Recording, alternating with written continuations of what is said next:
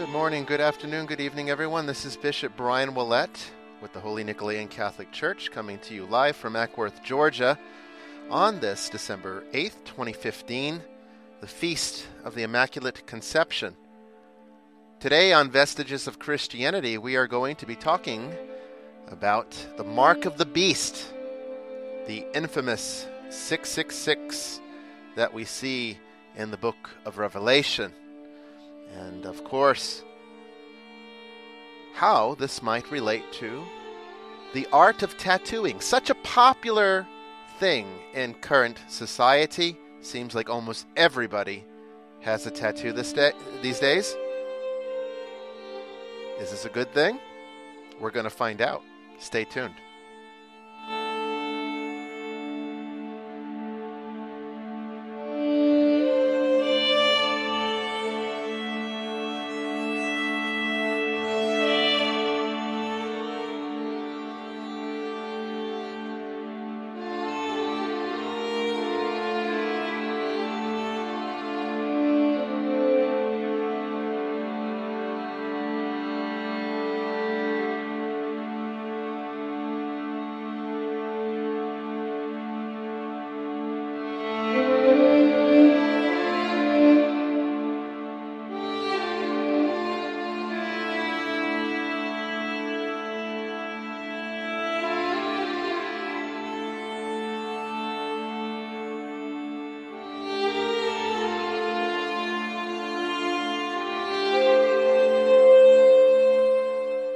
A lot of people ask me why there is such a long introduction, I guess you could say introductory music to this show. And there is a actual logical reason for that. I don't have a producer or an engineer to assist me with this. I do this all myself. And I need that time to be able to connect the show when it goes live to all of our various social media, and in order to be able to get it to all of the outlets that I want, for the entire audience to know that we're going live, particularly since I don't have a set time for this show yet. It's not really a set day or time. We try to hit every Tuesday at about 1 or 2 in the afternoon Eastern time, but it doesn't always happen that way. So in order to be able to hit the social media, get it out on Twitter, get it out on all of the pages on Facebook, I need all that time so that I can go ahead and do that when the show gets started. So that's the reason, if you're wondering, why we have such a long introductory musical segment. I apologize for that. Maybe at some point in the future, when I have a little more help here in Atlanta, I'll be able to give you a shorter start, and we can spend more time talking about the subject matter for the show, which is going to be a very interesting thing. But one more announcement I want to make. It's looking like we're going to be moving next month, and so physically moving out of the current location that we're in. So that's going to pressure us and put a great deal of stress on us, and it's going to compromise our time, particularly with the weight of the holiday season, all of my liturgical responsibilities as a bishop. So I'm going to try to still get you a show every week, but please forgive me if we miss a few weeks in there. Things should start returning to normal by the middle of February, maybe even as late as March, but I will continue to try to get you a new episode as often as possible, as close to once a week as we can. Okay?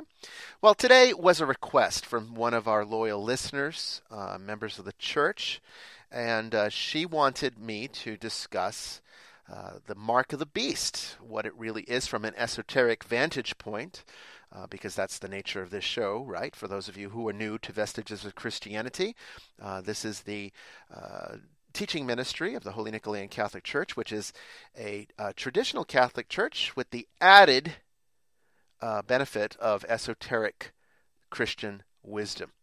So we're not afraid to go a little bit deeper than the conventional establishment does, and that works for us in a multitude of ways, because it gives us the opportunity to give you deeper insights into things that the conventional Christian establishment just doesn't really want to talk about for various reasons. Now, we are fully traditional in every sense. We are fully Catholic in every sense. We are autocephalous, which gives us, again, the freedom to be able to explore deeper philosophical truths than what the conventional establishment does. So when I was asked, what's the mark of the beast mean from an esoteric vantage point, Vestiges of Christianity is a way that I can share this information with all of you. Now, a lot of people are not going to like what I'm going to discuss today because tattoos are one of the areas that we're going into. In fact, the title for this show is Mark of the Beast, 666, Sigils and Tattoos. And people are already probably getting irritated with me that I would even group something like a tattoo in with the same category as the icon of Satanism, 666, and of course, calling it a sigil or an act of sorcery, or implying it in the description for this show. I'm sure it has a lot of people upset. We've got members in our church. We've got people who are affiliates in our church that have tattoos. And so, there are numerous. I mean, it's hard to find a person today that doesn't at least have one, maybe a subtle one that nobody even knows about.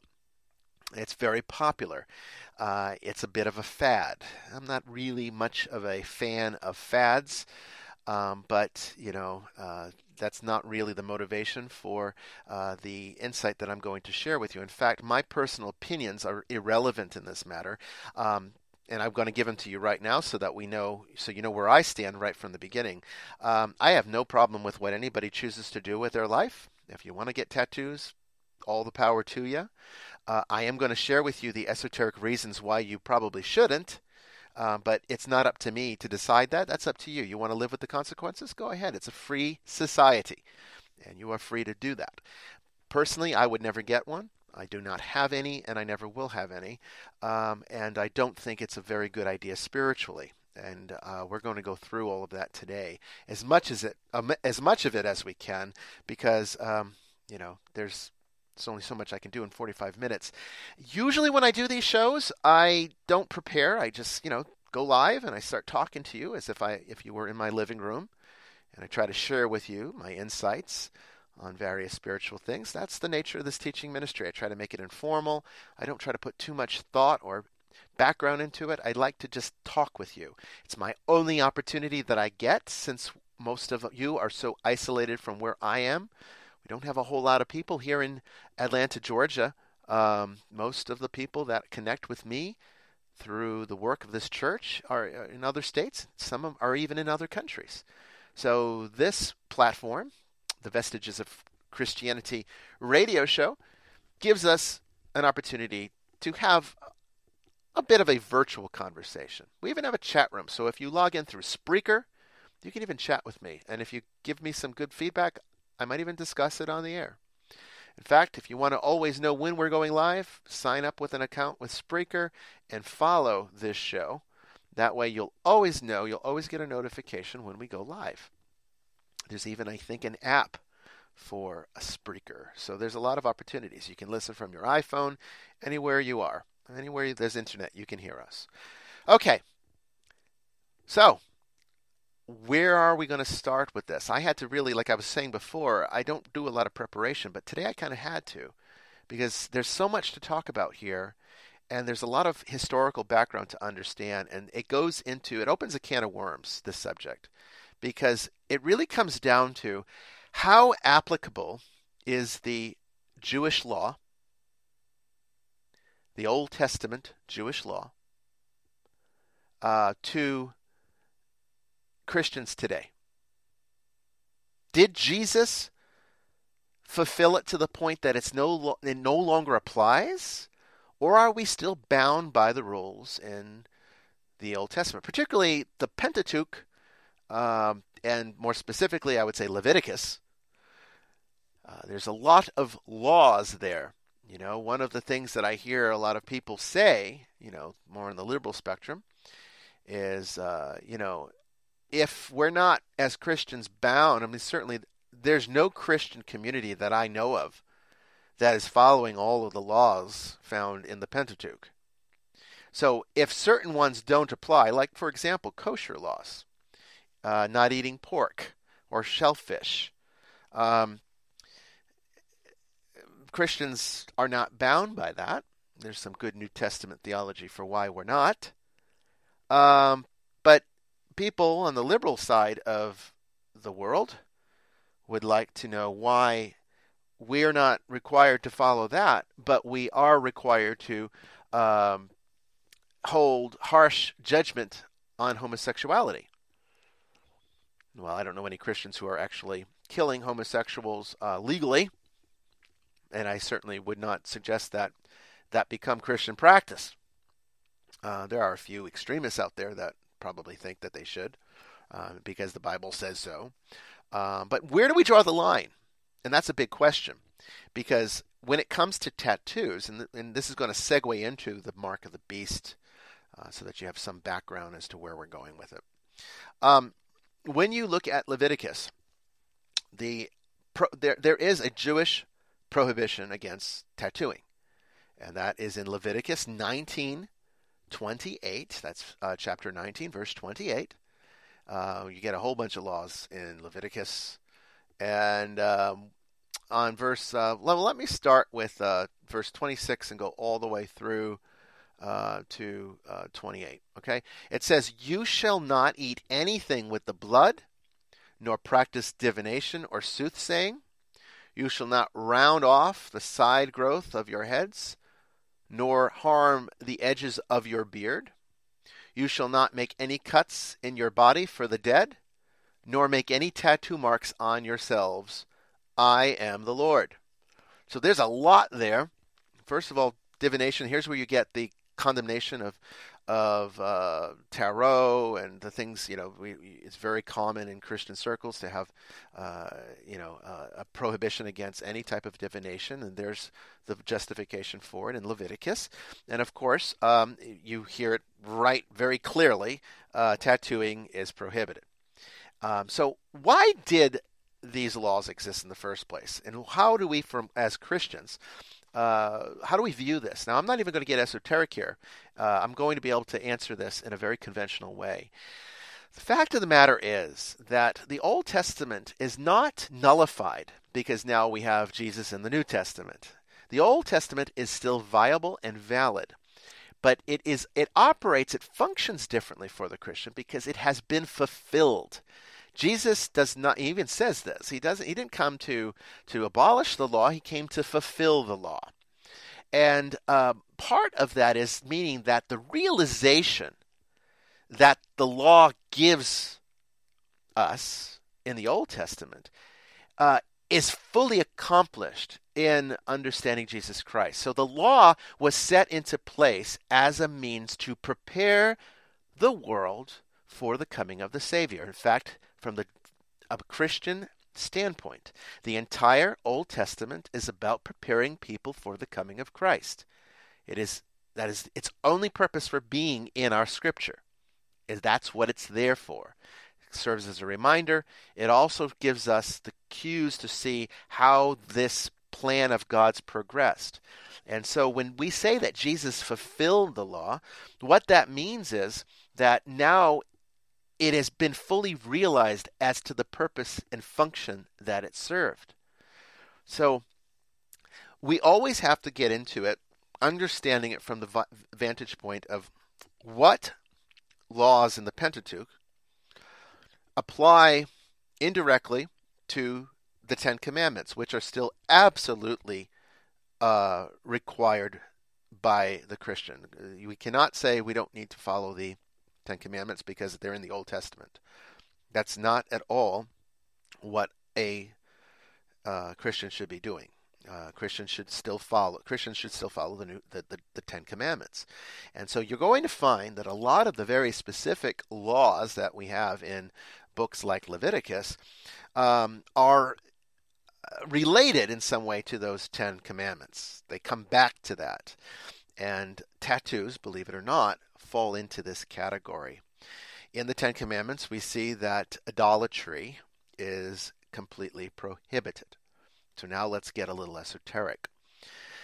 The reason why tattooing was prohibited in Jewish law, and why, I should say, subsequently, that Christians should not engage in the practice of tattooing, is because the Jewish people, the Jewish mystics of the time, and those who had this deep relationship with God to be able to become inspired to the point of writing the Pentateuch, which in tradition we say it was Moses.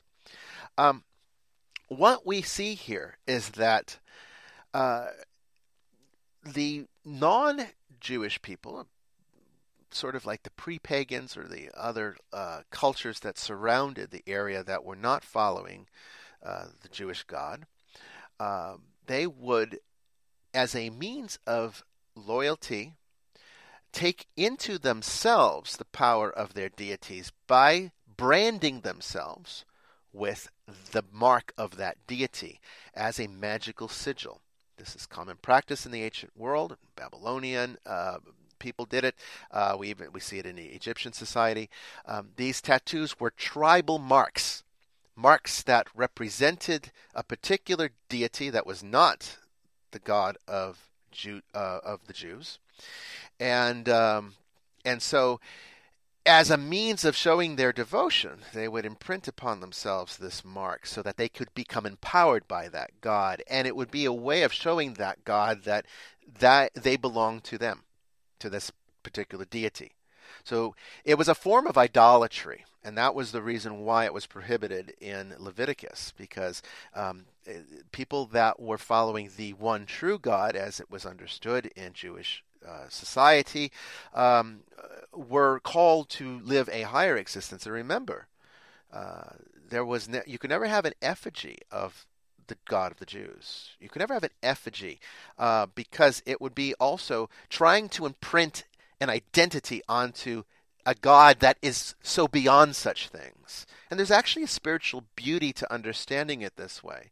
So it would not have been appropriate for a Jew to create a sigil that represented the Jewish God, the one true God, the God of both Jews and Christians, and then mark themselves with it, because it would be a way of showing idolatry. Now, there's even a further esoteric problem with it, and here's where it becomes very problematic. In esoteric circles, okay, when you start looking at the practices of Voodoo, when you look at some of the African tribal methodologies, certain shamanic rites that exist all over the world, what you see is, again, this practice of giving oneself as an act of perfect devotion over to a spirit or a deity, and the tattoo becomes the way this is done. This is what tattooing is. It was never meant to be some art form. In fact, I would say it's actually quite disrespectful to the religions that practice tattooing as a part of their religion, as almost a sacrament to their religion, because what are we putting on our bodies now? I mean, they're pop references, little, birth dates, and crazy pictures and all sorts of things that have nothing to do with religion, but it's a way of making oneself sort of like putting on a t-shirt that you can't take off. It's like wearing something, and ordinarily, okay, this would not be problematic, but the fact of the matter is, esoterically speaking, it actually becomes a brand. Understand that in these tribal societies, it's also very common to see, not so much anymore because people are becoming modernized and secularized, but in the traditional application of these religions, we find that even taking a photograph is something that is problematic, because any image can contain the essence of a particular thing. In esoteric mysticism, we talk a lot about archetypal possession. And if you understand what archetypes are and what they do, and I don't have time to get into that, but let's make it easy and say that archetypes are actually no different than spirits. In fact, there's a lot to suggest that they are one and the same thing. Archetypes function to control us. They're written into our psychology, so we respond to them. When we take on to our bodies an image, We become one with that image, whether we like it or not. It is absolutely a sigil. And it absolutely is a magical act of witchcraft or sorcery. It's power. I'm not saying it's wrong. I'm not saying it's evil. It can be, but I'm not saying that. I'm not putting a judgment on it. I'm just telling you from the vantage point of the Western mystery tradition, or any mystery tradition for that matter. This is what images are. This is what they do. And when you permanently mark yourself with any image, whether it be religious or not, whether it be with the intent to conjure a deity or not, you are giving life through that effigy. And you become intertwined with it on a spiritual level, and then it starts to control you. And I cannot tell you how many people I know who have tattoos. And let me tell you something also. Tattooed people tend to be highly spiritual people. They're the ones that come to me more than anybody else, believe it or not.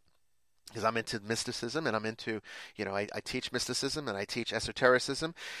And I get so many people who are tattooed because they are already opened by virtue of having those tattoos. They were inspired by the nature of those archetypes to brand themselves with those images so those archetypes could claim them. And this has a positive side effect of opening up their spiritual faculties of awareness, but it has the negative side effect of locking them into archetypal control, which is precisely what the mystic is attempting to avoid. We work to become liberated from these forces. We do not wish to become dominated by them. And when Paul's talking about the thrones and dominions, this is exactly the types of energies that we are manifesting in the form of sigils. And tattoos are nothing more than bodily sigils. You make yourself an altar to an energy that is not of the true God. It's much lower, and they will play games with you to make you think that they are God. And if your worldview does not support that, they will play games with you to make you think that it's just a harmless piece of art. So it's not harmless. It's very dangerous. It's absolutely to be avoided if you're even thinking about getting one. But what about those of you who have one? What do you do? What would be your recourse? Well, unfortunately, there's not a whole lot of recourse in this matter outside of learning how to cope with it spiritually. And you are always going to have more challenges than a person without tattoos, whether you like it or not, whether you believe it or not, whether you think I'm completely full of it. I mean, you can believe that. That's fine. But understand that, I have made this my life's work. I have been very much involved in esotericism for several, more than 20 years, more than 2 decades. I have been on the inside of the esoteric world in the Western mystery tradition, and both in the East and West. And I can honestly tell you that I actually know what I'm talking about. So, if you have tattoos, this is what you can do. Obviously, the best thing would be, and also the most costly, would be to get them removed. If there's some new technologies I understand that are out there that can even remove them without scarring, that would be best, because if you get scarred, if there's any remnants of the image, of the sigil, it will continue to operate. It will be weaker, but it will still operate. And you still will have to, it will still be a force to reckon with, something that you'll have to deal with at some point. And so, if you're going to elect for surgery, the best way is to make sure that you're finding a procedure that can minimize the scarring to almost nothing. If it can be fully removed, it can be weakened to a point where it no longer can affect you on a spiritual level, which is ideal. But I would imagine that most people who are listening to this who have tattoos are not even do not even want to accept what I'm saying, and they would say, "I'm not getting rid of my tattoos." So, what would you do? What could you do if you're one of these people who don't want to get rid of them? Well, number one, understand, come to terms with the fact that your spiritual journey in the mystical life, if that's what you're trying to pursue, and a lot of you are, I know a lot of you are, because I have countless people that I've talked to over the years that are on the mystical path and are struggling with it, constantly struggling, jumping from one thing to the next, never being satisfied. You're never going to find that satisfaction because you're always going to be ruled by the archetypes that you have let possess you. And I know it sounds ridiculous. I know it sounds magical, and it sounds like it can't possibly be true. And I'm telling you, if you do not understand what I'm saying, then there's nothing I can do except to tell you to trust me, that I actually do know what I'm talking about. There are things that you can do to weaken it, even with it still being on there. I can teach those methods for those of you who are interested. Of course, it would involve being physically present, so I would need you to come to me. You'd have to be in the area, and then I could help and work with you on it. But these are, I'm not going to lie to you, tattoos are a challenge on an esoteric level. And you're going to find a lot of these old Jewish laws that don't seem to make sense actually come back to pragmatic things, like even not eating pork. Well, you know what? Pork in those days, in biblical times, was not a safe meat. There was all sorts of disease, trichinosis and everything. We've pretty much eradicated those things from our food chain now. But at the time, pork was a very dangerous animal to eat because it was so easily contaminated. And so, sometimes these Jewish laws were just practical. But what does that mean for the Christian? I mean, does it mean like you got tattoos, now you broke Leviticus, so now you're going to hell? Absolutely not. And that's not how Christians should look at anything in the Old Testament. What does it mean when we say that Christ fulfilled the law? This is what it means. What it means is that the entire sum of the laws in the Jewish tradition from the Old Testament were never meant to be laws in a legalistic sense. We call them laws, but they're not laws like you break the law in the secular world and then you go to jail, you get punished. That's not how it works. These laws are the ways through which we enter into theosis, the divinization of man and woman. How we become like God so that we can be made holy like God is holy. That is what Christians are called to be. And so the Old Testament was the ways through which we could actively engage a holy life. It was not about punishment. Because see, if you're not successful, the result is not because God punished you. It's just you have to make yourself holy in order to enter into the kingdom. There's no other way to get in. This is the biggest misconception in Christianity, that Jesus did all the work for you, so now all you have to do is sit back and relax. Absolutely not. You still must work on your theosis. You still must make yourself holy as God is holy. What Christ did is now he gave you a means to break through the doors. He opened the doors to the kingdom of heaven. But you still have to walk through on your own 2 feet.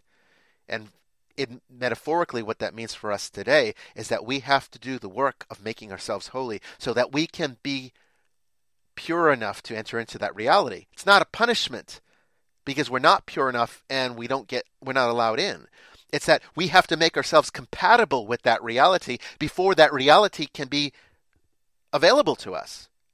There's no other option. Now, the blood of Christ makes us holy, but we must actively pursue it. We must engage the sacraments of the church. We must engage the grace of God. And that cannot be done by merely just accepting Jesus as your Lord and Savior, that's not enough. There is work to be done. Remember what we talked about a couple weeks ago. Faith works in epignosis. Okay, so the laws in Leviticus are the ways through which we can be made like God. They were disciplines, mental disciplines, that would purify ourselves inside and out. Now Christ came and he made it a whole lot easier. But that doesn't negate what it is. Okay, in order to be able to engage Christ, to be able to receive the grace and enter into the kingdom of heaven, we must have complete surrender to Jesus. Complete surrender. No alternatives. How are you going to be able to surrender when all of these other archetypes you've let claim you? And let me tell you, even if you put a big crucifix on your chest in tattoo ink, you're still bound to an archetype of Jesus and not the real God. Not the God that transcends all the archetypes. That reality is still closed to you.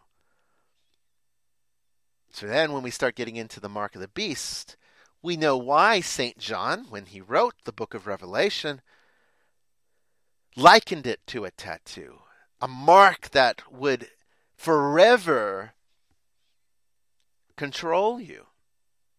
Otherwise you could not survive. You could not buy or sell anything, right? That's what it says. Now this is all metaphor.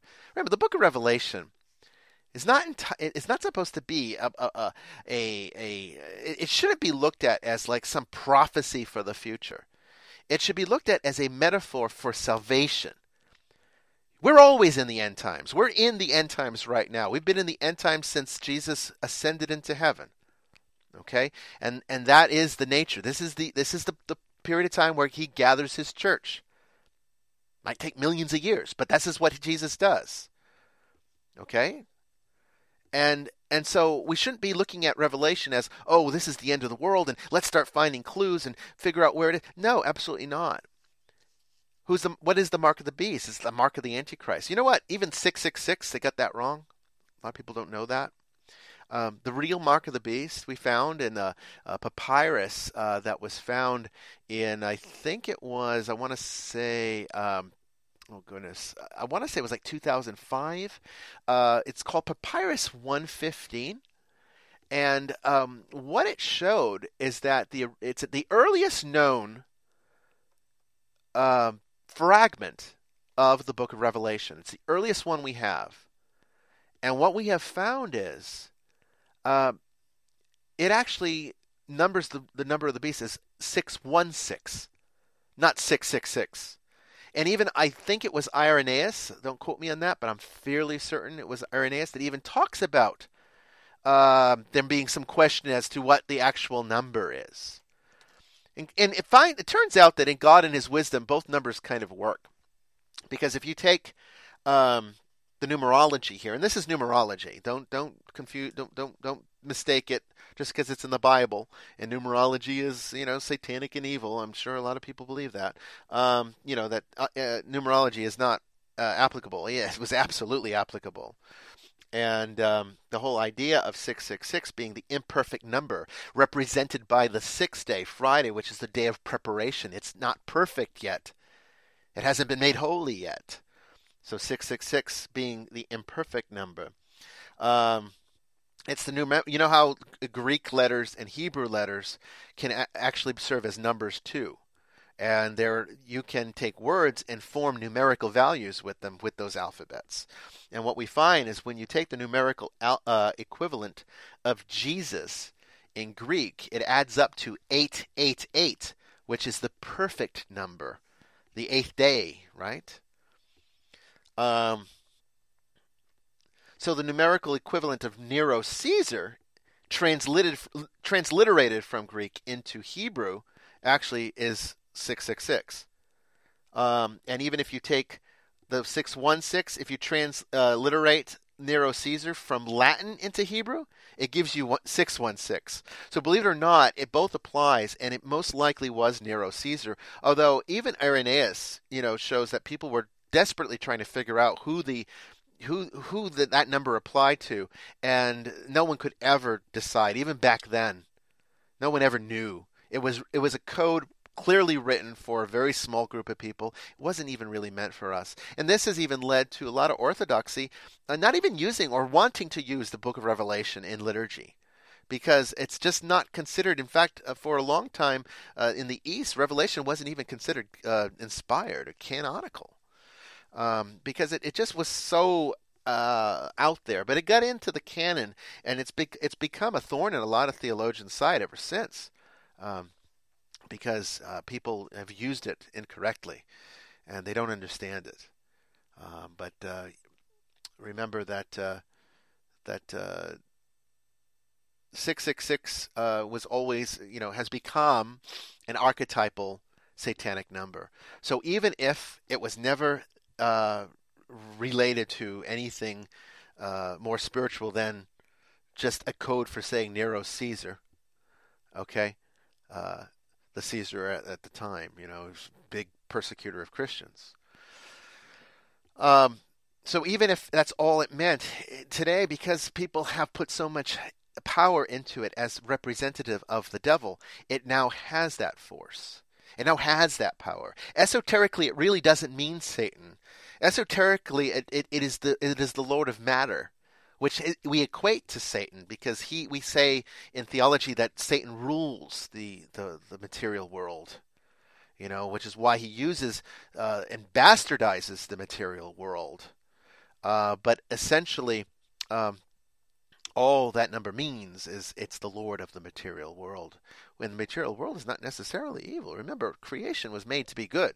And just because it fell through original sin doesn't make God's creation any less perfect. We make it imperfect. God purifies us and renews it. Jesus Christ says, "Behold, I make all things new." He says this on the way to the cross. That's very important to understand that. So when we mark ourselves up with all of these sigils and tattoos, and we do it in the name of modernization, because it's a good fad and it looks cool and, it makes us feel important, whatever the motivations are for people doing it, understand that we must be stripped bare of everything until we can stand before Jesus Christ naked and unafraid and completely surrender over to Him, who is part of the Holy Trinity, which is beyond representation, right? The whole idea of the God being unrepresented in the temple, the pillar that had no deity on, no statue of a deity, because God could not be minimized and trivialized that way. Unless we can engage that higher reality and remove all of these attachments, both to the corporeal world, which is, attachments to money and anxiety and, attachments to people, and also non-corporeal reality, attachments to spirits that we don't even think are spirits. We don't even think of archetypes as spirits. We think of them as psychological conditions. But what do you think a spirit is? Esoterically, that's exactly what it is. And the representations, the symbols that we use to represent those archetypes are powerful, living spirits that can really screw up your life if you let them. And getting tattooed with any image of any kind, regardless of what it is, no matter how cool it sounds or benign it might be, is a recipe for spiritual disaster. There are ways to break that. And I know there's a lot of people who are probably saying, "Oh no, it's increased my spirituality. It's a sign of power." Yeah, that's what archetypes want you to believe, and you bought into it. I don't present things that are easy. Nothing in mysticism's easy. The things that I present are the things you don't want to hear, which makes me very unpopular. Probably why I don't get a whole lot of donations to this show or to the church, because I'm always telling you what you don't want to hear. But I'm not going to sacrifice actuality for acceptance. I don't care if you accept me. I don't care if you like me. I don't care if you like what I say or don't like what I say. All I care about is that you learn and discover for yourself the things that took me almost all of the years of my life to find out. I had the benefit of very particular experiences that most people will never have the opportunity to engage. Use my experience as a means to help cultivate your own. Remember, spirituality is more than just what we think it is. Religion helps to contain us so that we don't go off the deep end. Unfortunately, Sigils, utilizing tribal magic as a form of art, as a form of popular culture, is one of the most devious things that the spiritual world has ever conjured to interfere with the natural development of mankind. It's not a good thing. It's not a helpful thing. It can be disastrous. So if you're thinking about getting one, don't get one. If you do have one, there's ways in which you can mitigate the damage. Don't take my word for it. Figure it out. Thank you all. I can't believe we got through that. I don't know if I covered everything that I wanted to, but I think we went through enough of it that we don't really need a part 2 on this. It's not a subject I like talking about really anyway, but I think it was something that needed to be said, and it's something that is important. Remember, just because it's in the Old Testament and you are a Christian does not mean you can disregard it. You have to understand the background why it's there. Not everything in there is fully applicable. I mean, I love pork, and I'm not going to stop eating it just because it's in the kosher laws. Divination is another thing. It's a very powerful tool. What you see in Leviticus and in the rest of the Pentateuch as part of God's law are things that can help you to become holy and unattached. That's what the whole purpose was, through mental discipline, through living a discipline that encompassed your entire life. Christ comes here to make that a little bit easier. He does it by fulfilling the law. And so therefore now we have a more higher archetypal reality that we can attach to through non-attachment. He shows us this through the death on the cross. He shows us how to recklessly abandon everything so that we can give our entire selves to God. Don't get caught up in pop culture. Put all your faith in Him. And believe it or not, He will speak to you in ways you never thought possible. This is Bishop Bryan Ouellette. Until next time, take care, and God bless.